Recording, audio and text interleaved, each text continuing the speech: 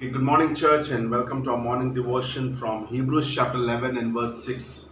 It says, without faith, it is impossible to please God. Let's pray. Father, we just thank you, we praise you, and we worship you, Lord. In Jesus' name we pray. Amen.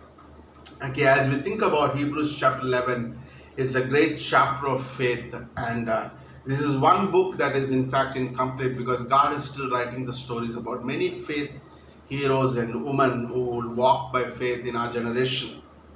But when you look at this verse, it says, and without faith it is impossible to please God. And then the writer goes down to mention many patriarchs or the Old Testament like faith heroes like Abraham, who walked by faith, who left Ur of Chaldees and walked by faith. And then he mentions about Noah, who built the ark because God told him to.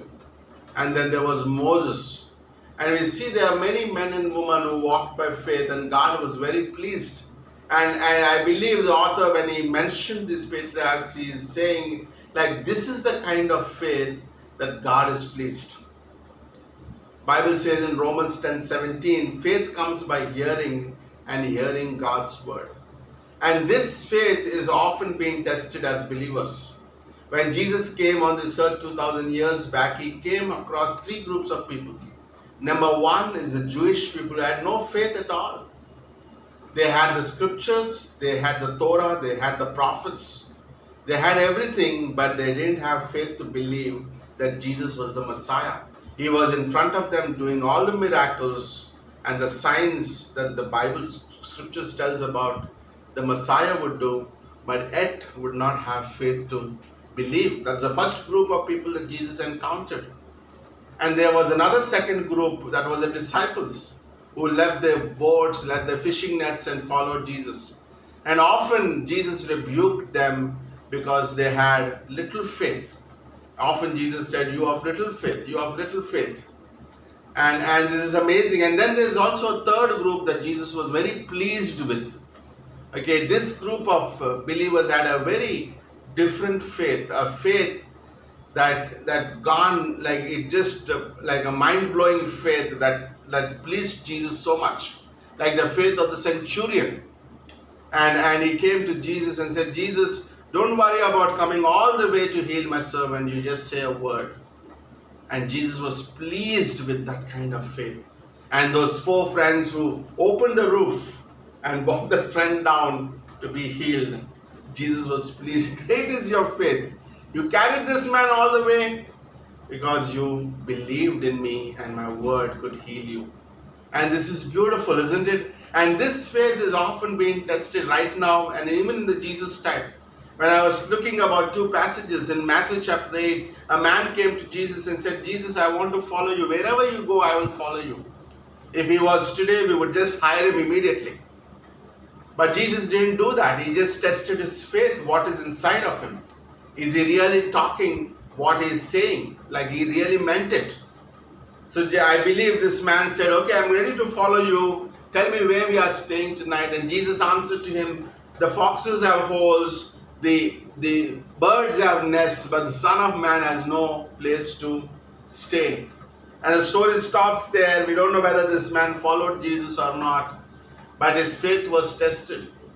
And there's another woman, another story that we see in Mark chapter 7, a Syrophoenician woman.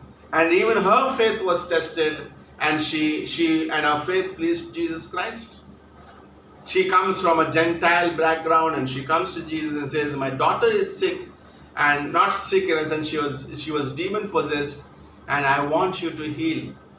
And look at amazing when I think about this story. Jesus gave her, no, I came to the Jewish people. How can I take the crumbs off the table and give it to the pet dogs? And Jesus had an amazing conversation. And end result is, this is what the woman said. He said, when she said, I want to believe in you. I believe that you are capable to do. There's nothing in me that can do something that would make my child heal. But I trust in your goodness and your word has power to heal. I put down a few things. She believed in the absolute word of God. She believed that God's word has power. She knew, second thing, that she knew whom she was talking to. That's very important when we in our prayers, that we need to know whom we are talking to because He is capable to answer those prayers. She also trusts His word when she left, when Jesus said, "Great is your faith, go home and see your child would be healed." She left because she believed that his daughter would be healed. And that's amazing, isn't it? That our faith was tested and later on is our faith was trusted. Isn't that beautiful? Like in our lives, Christ even today tests our faith today in our walk with God. Our faith is often tested, and many minor to major details in our life, God is testing our faith because faith pleases God. Like that's amazing. What pleases God? Faith pleases God, and the faith that totally depends upon His word, because Jeremiah 1:12 says His word, like His word has power, like we watches over His word to perform it. Like God says something to our lives, and God wants us to obey. Like when we go on these mission trips, or we go by faith on a Thursday evening for a soul winning, you know what? We just go by faith. We know God is the one who gives the results. We obey His word. We know that His word will perform it. And that's amazing. We've seen that we faithfully go in the rains or not rains, we go out soul winning, and we see God supernaturally brings people into the church because we obey God's word. And this faith is tested in our ministry, is faith tested in our own believer's life and in every area of our lives.